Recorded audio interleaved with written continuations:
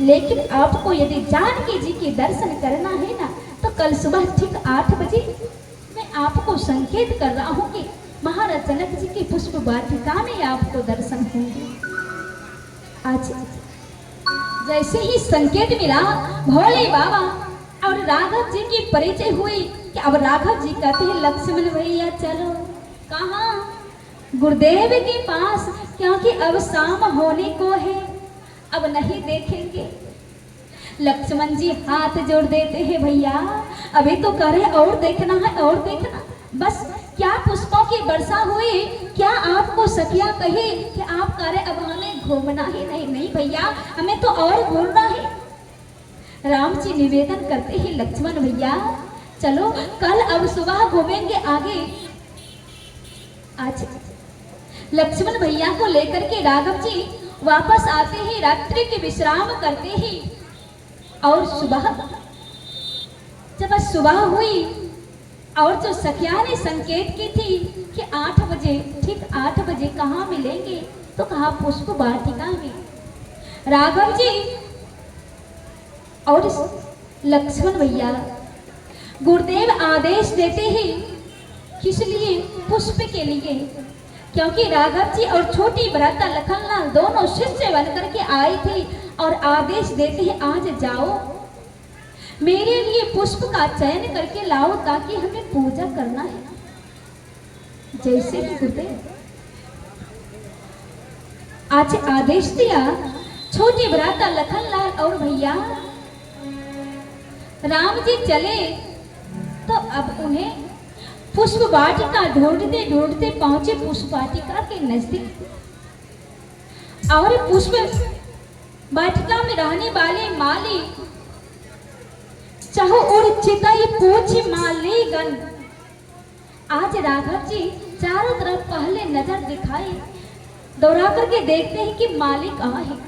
और जब माली नजर आए तो सुबह की बेला थी।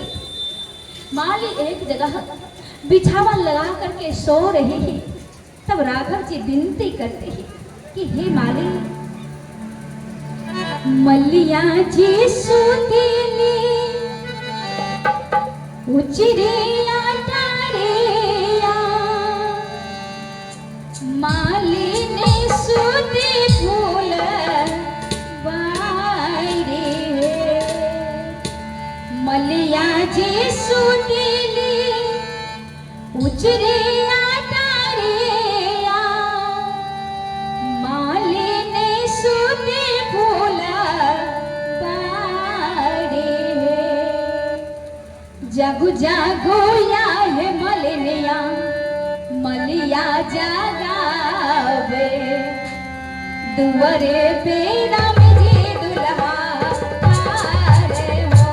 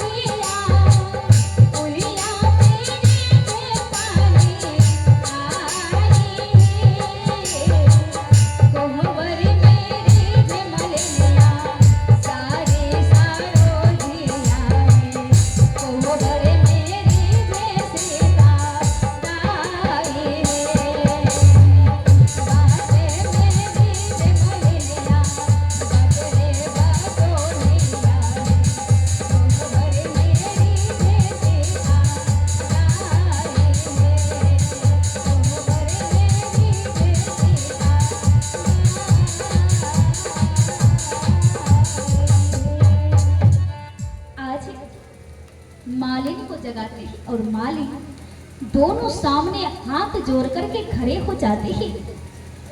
आज राघव जी निवेदन करते हैं, भैया हमें पुष्प लेना है, गुरुदेव की आदेश है, इसलिए मैं पुष्प लेने के लिए आया हूँ। क्या मैं फुलवारी में प्रवेश कर सकता हूँ? माली कहते हैं नहीं नहीं, हम आपको ऐसे फुलवारी में प्रवेश नहीं दे सकता। कहा क्यों भैया? कहा इसलिए कि सारे मिथिलावासी को पता है। राम जी सोचने लगे, अरे लक्ष्मण भैया क्या पता है? कहा राघव जी इतने अनजान मत बनिए, सारे मिथिलावासी को पता है कि कल जब आप गुरुदेव के साथ आ रहे थे तो रास्ते में कुछ हुआ था। छोटे कुमार आप बताइए, बस लक्ष्मण भैया तो बड़ाई करने की टाइम निकले। कहा हाँ माली काका, बहुत बड़ी विचित्र घटना घटी। जब हम दोनों भाई गुरुदेव के साथ आ रहे थे ना, तो बहुत बड़ी पत्थर की शिला मार्ग में मिली और यूं भैया के चरण लगे कि वह सुंदर नारी बन गई। कहा इसीलिए तो मैं कहता हूँ कि फुलवारी में प्रवेश नहीं मिलेंगे। क्यों? कहा इसलिए कि मेरे फुलवारी में बहुत सारे छोटे छोटे पत्थर हैं, कंकर है। कहीं आपके भैया के चरण के रज यदि उस पर पड़ जाएंगे तो ना जाने कितनी मालिनी यहाँ उपस्थित हो जाएगी, फिर मैं उसका क्या करूंगी। इसलिए प्रभु आपसे विनती है कि आप हमारे पुष्प वाटिका में नहीं प्रवेश कर सकते। आज राम जी विचार करने लगे, अरे ये तो गजब फेरा में पड़ गए, लेकिन काका कोई तो उपाय होगा। कहा हे राघव, यदि आपको पुष्प लेना है ना तो मेरे मिथिला में एक महामंत्र है। कहा महामंत्र है? यदि आप उस मंत्र का यदि जय घोष लगा देंगे तो आपके चरणों के हाथों के सारे जादू समाप्त हो जाएंगे, फिर आप हमारी पुष्प वाटिका में प्रवेश कर सकते हैं। कहा कौन सी? कहा यदि आप हमारी महाराज जनक जी की दुलारी जानकी सिया का यदि जय घोष करेंगे तो आपके सारे जादू मिट सकते हैं। लेकिन राम जी संकोच में पड़ गए, ऐसे मैं किसी का नाम क्यों लूं? कैसे ले सकूं? मैं नहीं ले सकता, मैं तो क्षत्रिय हूं, मैं दूसरे के बेटी बहन के नाम क्यों लूं? लक्ष्मण जी निवेदन करने लगे, भैया ले लो। कहा लक्ष्मण तुम ही ले लो। लक्ष्मण जी कहते हैं भैया मुझे तो लेने में कोई चिंता नहीं। बोलिए विदेहराज जनक दुलारी की। अब कहा भैया अब तो जाने दीजिए पुष्प वाटिका।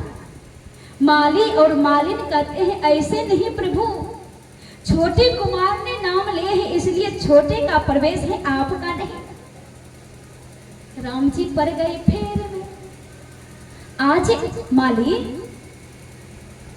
कहते हैं जब तक सरकार आप नहीं जय घोष लगाएंगे, क्योंकि कहते हैं जिसके पेट में भूख रखते हैं यदि वो भजन करते हैं तो उसका पेट भरता है कि दूसरे का भरता है? दूसरे का नहीं भर सकते। आप नहीं जाएंगे, आपके बदले में दूसरा व्यक्ति काम कर सकते हैं, लेकिन आपके हिस्से का कोई ना तो भोजन कर सकते हैं और ना ही भजन और भक्ति कर सकते हैं आपके हिस्से का। जो जाएंगे वही कर पाएंगे। आज जो यहाँ तक चल करके आए हैं केवल उनके खाते में यह लिखा जा रहा है कि कौन भगवान के भक्ति में आए हैं। वहां धर्म की डायरी पर आपका नाम अंकित है, आपकी हाजिरी प्रभु के दरबार में लग रही है। इसलिए आज मालिक कहते हैं भैया जब तक आप नहीं लेंगे तो आपको फुलवारी में प्रवेश नहीं मिल सकते। लक्ष्मण जी निवेदन करते हैं भैया रोज तो मन ही मन लेते हो, आज प्रकट करके ले लो। राम जी कहते हैं लक्ष्मण ऐसे कैसे मैं ले सकता? कहा क्या होगा, सारा जगत जान लेगा। आज लक्ष्मण के निवेदन करने पर कहा भैया जब तक नहीं लेंगे तब तक प्रवेश नहीं कर सकते हैं। और राघव जी मन ही मन विचार किया और जब तक लेंगे नहीं तब तक जो संकेत मिला है कि पुष्प वाटिका में जानकी का दर्शन होगा तब तक हो नहीं सकते हैं जब तक प्रवेश नहीं करेंगे। आज राघव जी कहते हैं बोलिए विदेहराज जनक दुलारी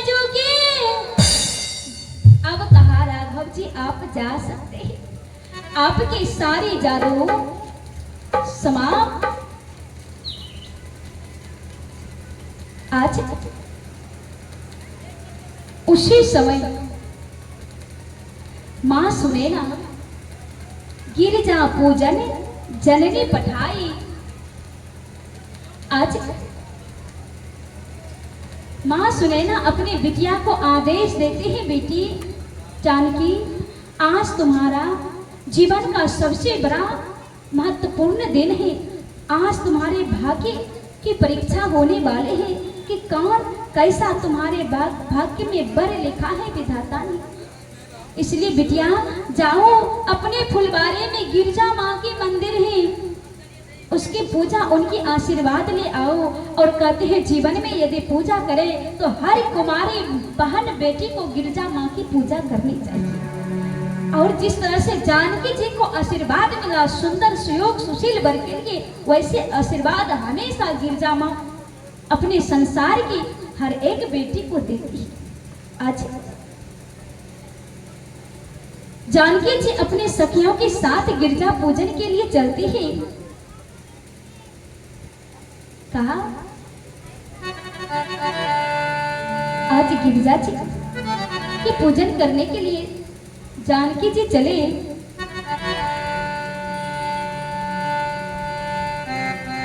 माँ कहते ही बिटिया जा तो रही हो, लेकिन तुम मन से पूजा करना, मन से प्रार्थना करना।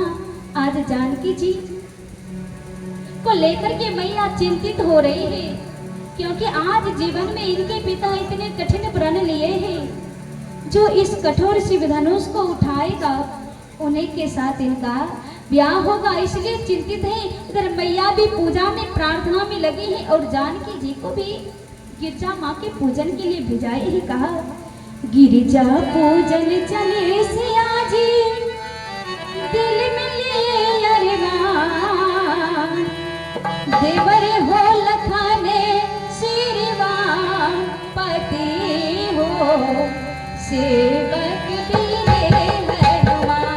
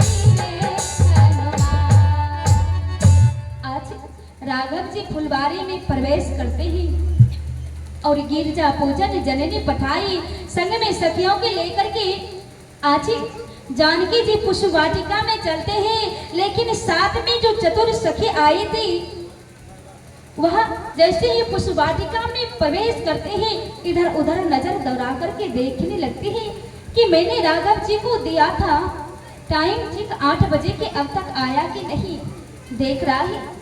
लेकिन गिरजा जी के पूजन के लिए सीता जी गिरजा माँ के मंदिर में पहुंचते हैं और गिरजा मैया भगवान भूतभावन की पत्नी, इसलिए चतुर सखी के रूप में गिरजा जी के पति भोलेनाथ हैं। और भोलेनाथ क्या देख रहे हैं कि वह सखी के रूप में है, लेकिन सीता जी स्वयं गिरजा माँ की पूजा करने के लिए आए हैं। तो स्वयं भोलेनाथ कैसे देख सकते थे उनके सामने उनकी पत्नी की पूजन की जा रही, इसलिए वह वहां समूह से निकल करके बाहर आए। और गोस्वामी बाबा ने क्या लिखा, एक सखी सिया संग बियाई, गाई रही दे, गाई रही दे खने फूलबाड़ी।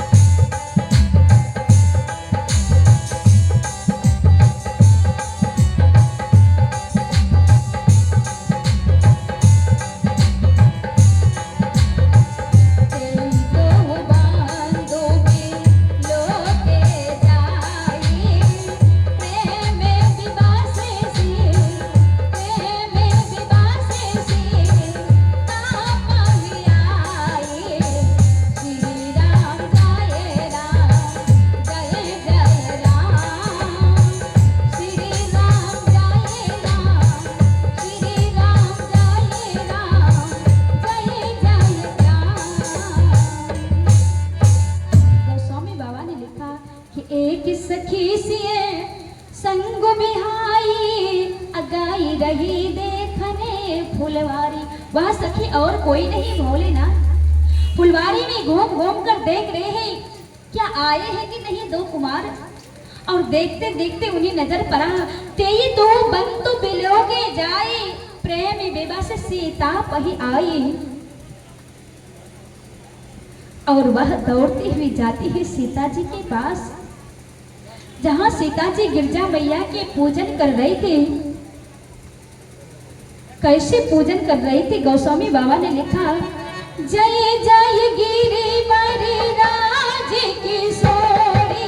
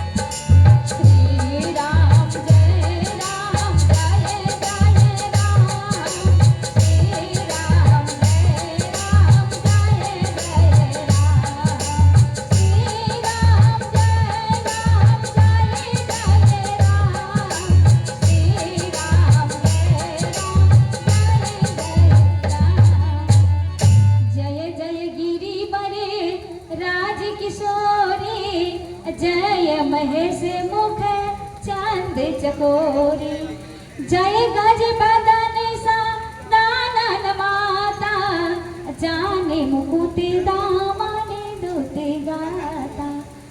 आज जानकी जी पूजन कर रही है कि तब तक में सखिया पहुंचते ही कहा, सखी चलो तो पहले, कहा मुझे पहले पूजन तो पूरी करने दो, कहा नहीं पहले तुम चलो तो। हमारे बगिया में सुंदर सुकुमार आए हैं, एक बार तुम पहले उसे देख लो, क्योंकि आज मैंने देखे तो मेरी सारी सुध बुध भूल गई। कहा कौन है, कैसा है, कहा क्या हुआ, आज सखियां तो बाबरी है। कहा कि पहले बताओ तो, कहा क्या बताऊं, जिसने देखा वह बोल नहीं सकते और जो बोल सकते वह देखे ही नहीं है। नयन से देखते हैं और मुख से वर्णन करते हैं, और नयन देखा है तो इनको बानी ही नहीं है, और जिनको बानी है उनको नेत्र ही नहीं है। इसलिए सीते मैं तुझसे कैसे वर्णन करके बताऊं। कहा फिर भी, कहा राम जी को देख के घूंघट पति की ना खुला रह गया ये वो कोना किशोर गोर सावरो सलोना।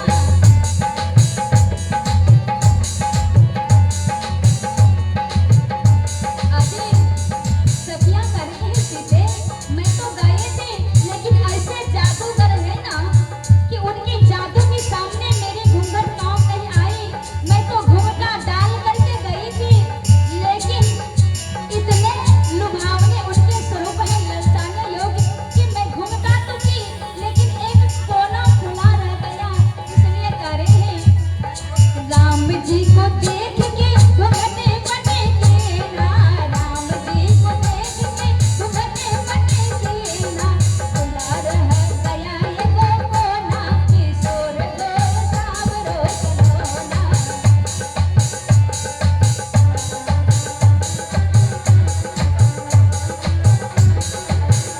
आइए लड्डू बाबू जो पतराहा से आए हुए भूत बाबा भोलेनाथ जी, जो आज किशोरी जी राघव जी के मिलन करा रहे हैं, उनके अवसर पे भगवान के चरणों में 101 रुपए का दान आए हैं। भगवान उनके जीवन में सुख शांति आगे मंगलमय हो।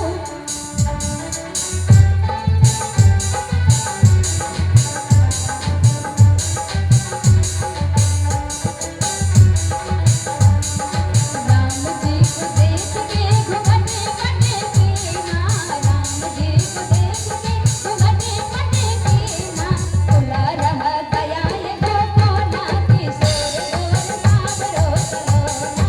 खुला रह गया ये वो कोना किशोर गोर सावरो सलोना।